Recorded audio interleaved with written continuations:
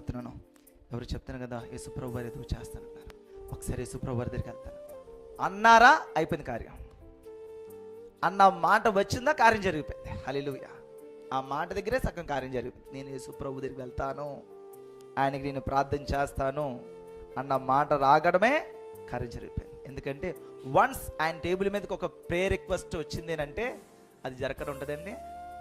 ఒక మంచి government employee లేకపోతే ఒక మంచి ఆఫీసర్ ఆ టేబుల్ మీదకి ఏదైనా ఒక ఫైల్ వచ్చిందాక ఏం చేస్తారు, చాలామంది బయట వాళ్ళు అయితే ఏం చేస్తారు, తిప్పించుకుంటారు. రేపు రండి, అప్పుడు రండి. ఒక సంతకానికే ఒక మంచి నమ్మకస్తుడు అనుకో, నీతిమంతుడు అనుకోండి, రాగానే టక్ టక్ అబ్బో అన్ని బాగానే ఉన్నాయి సైన్ చేస్తారు. రాంగ్ ఉంది టక్ టక్ చూసి ఇది రాంగ్ అని తీసి పడేస్తారు.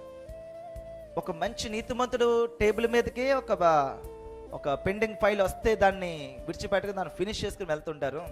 మరి దేవుడి దగ్గరికి మన పిటిషన్ వెళ్తే ఏమండి, ప్రభు దగ్గర మన పిటిషన్ వస్తే ఏమవుతుంది, ఖచ్చితంగా కార్యం జరుగుతుంది.